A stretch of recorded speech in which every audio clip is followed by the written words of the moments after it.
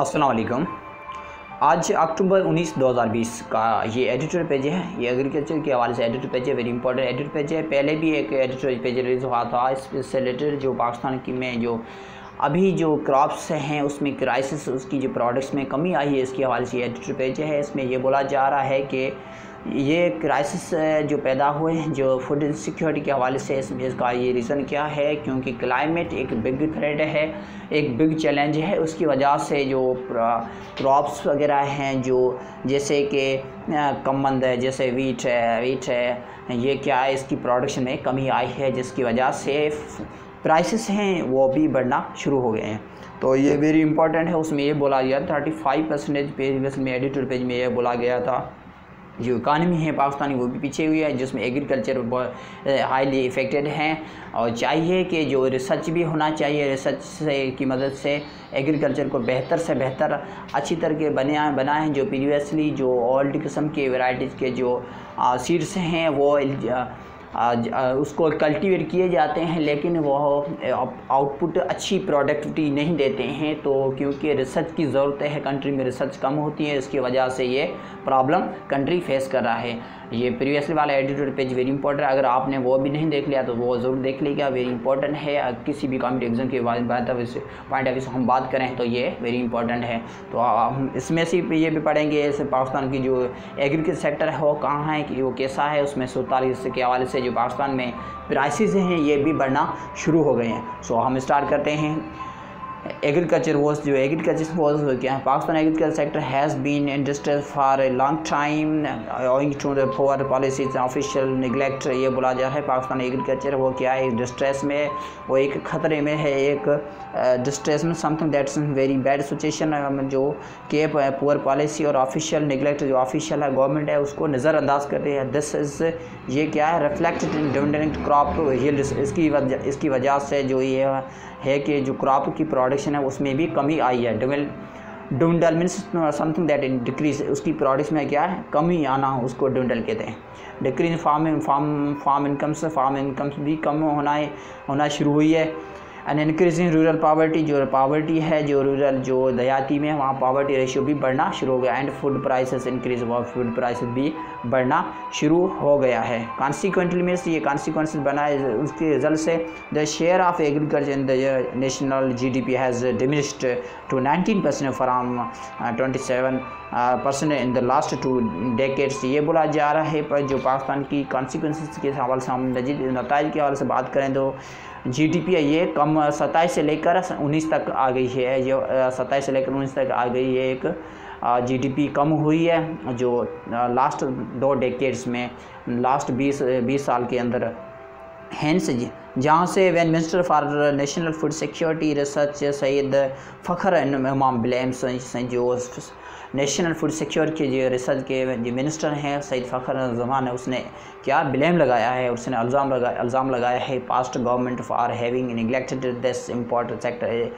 जो प्रीवियस जो पास्ट में गवर्नमेंट थी उसने इसको नज़रअंदाज किया, इसकी वजह से ये इम्पोर्टेंट सेक्टर है। It's difficult to disagree with him, ये तो एक डिफ़िकल्ट है, ये एक मुश्किल है, हम इससे डिसएग्री हो गए, हम इससे मुतमन ना हैं। बट लेकिन the question is what has stopped the present administration from revamping the sector and reforming special agriculture policy to tackle the issues। ये बोला जा रहा है कि कौन सा चीज़ है जो प्रेजेंट एडमिनिस्ट्रेशन को स्टॉप किया है, जो वो स्टॉप हैं वो रिवैम्प नहीं करना चाहते हैं, इसको बेहतर और उसको बेहतर नहीं बनाना चाहते हैं, सेक्टर को रिफॉर्म नहीं करना चाहते हैं। एग्रीकल्चर सेक्टर हैं जो भी इश्यूज़ को टैकल से हैंडल करें, जो एग्रीकल्चर पॉलिसी है उसको भी इश्यूज़ जो चल रहा है उसको हैंडल करें। इट हैज़ बीन फेसिंग, वो क्या फेस कर रही है काफ़ी अरसे से। द सेड, वही सेड है, दुख की बात है। The said the fact that the government has shown little interest, government ने क्या किया है, इंटरेस्ट कम शो किया है for in working out a long term solution to factorise to factors. Government ने क्या किया, लॉन्ग टर्म सोल्यूशन में इंटरेस्ट पैदा नहीं किया है, इसको बेहतर से बेहतर बनाने के लिए impeding the growth of agriculture supply chains. जो गवर्नमेंट ने क्या है एग्रीकल्चर ग्रोथ सप्लाई चेन्स में इम्पीड पैदा किया। Impede means something that is like low level of supply, उसकी लेवल ऑफ सप्लाई इम्पीड हो रही है या क्या कम हो रही है। it has preferred, ये preferred है the usual short term approach of handing out untargeted subsides।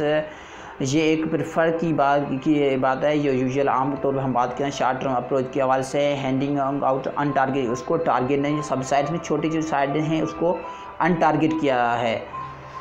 That the seldom the small holders who work almost 90% of the arable land, जो small holders वर्कर्स हैं तो तकरीबन 90% arable मीन्स वो arable land से हैं, and also pursuing crop procurement policies that have thrown in the private sectors out of the competitions and discourage farmers from shifting to value added crops।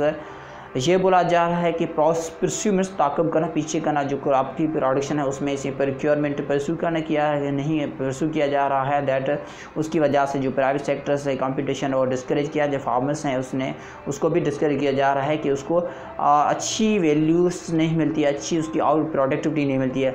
Mister इमाम का जो claim है, दावा है, that government is working on policies for the development of agriculture in order to create an environmental in which farmers get a fair return on their produce.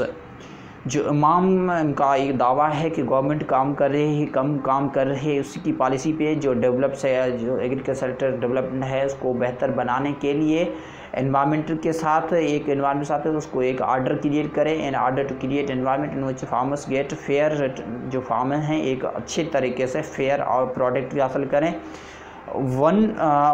On their produce remains to be test, जैसे कि उसकी जो product है रहे वो test करें।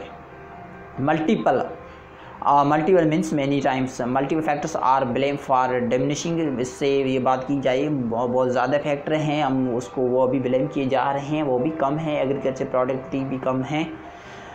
Diminishing agriculture productivity, diminishing something that is in a low number, these include uncertainty irrigation से बोला जाए, उसमें से एक गैर यकीन बात ये है कि इरीगेशन आपाशी निज़ाम भी एक शामिल है, वाटर अवेलेबिलिटी शामिल है, अनप्रेडिक्टेबल वेदर पैटर्न्स, जो वेदर पैटर्न्स है ये कि एक सोचने के एक गैस करने के नाकाबिल है, under developed and cold storage facilities, जो अंडर डेवलप्ड कोल्ड फैसिलिटीज़ हैं, लो इन्वेस्टमेंट्स इन एक्सटेंशन सर्विसेज, जो इन्वेस्ट है वो भी कम की जा रही है, एंड रिसर्च भी कम है। राइजिंग इनपुट कास्ट्स, जो इनपुट हैं कास्ट्स वो भी बढ़ रही हैं, लेक ऑफ फिस्कल, जो फाइनेंशियल इशूज़ हैं वो भी बढ़ रहे हैं। Policy incentives for farmers to adopt to new technology, adopt best farm practice, ये बोला जा रहा है कि अच्छी से अच्छी कोई न्यू टेक्नोलॉजी अडॉप्ट करे, न्यू टेक्नोलॉजी बनाए जो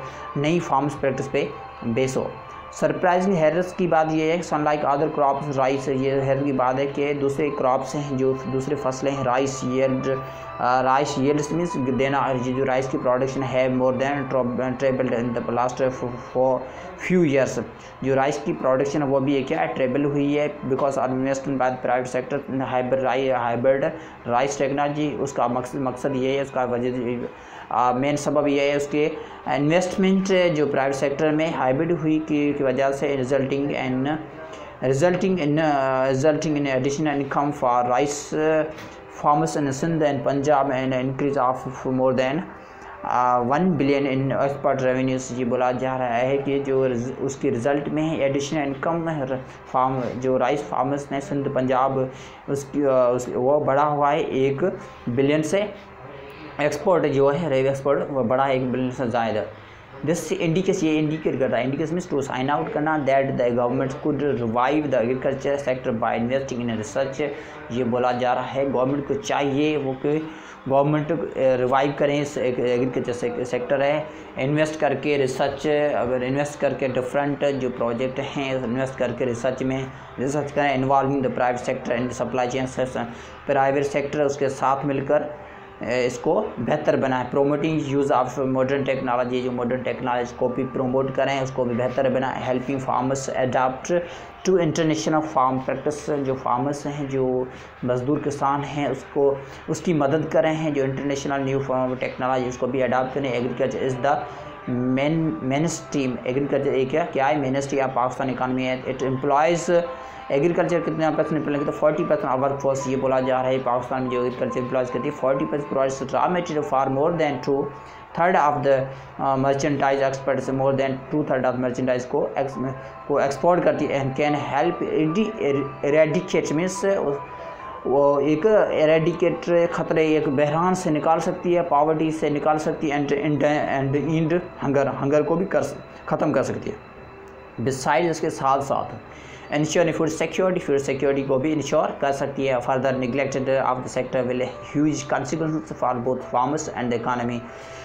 ये बोला जा रहा है कि मज़ीद जो हम इस सेक्टर को अगर निगलेक्ट किया जाएगा, अगर नज़रअंदाज किया जाएगा तो इसका कॉन्सिक्वेंस का जो रिज़ल्ट है ये फार्मर जो किसान है इकानमी में भी बहुत ज़्यादा होगा। So I hope this editorial page will be more helpful for you. If you like this editorial page, please do subscribe, like, comment, share and press the bell icon button as you can get the notification when I upload a new video on this YouTube channel. So thank you, goodbye, take care.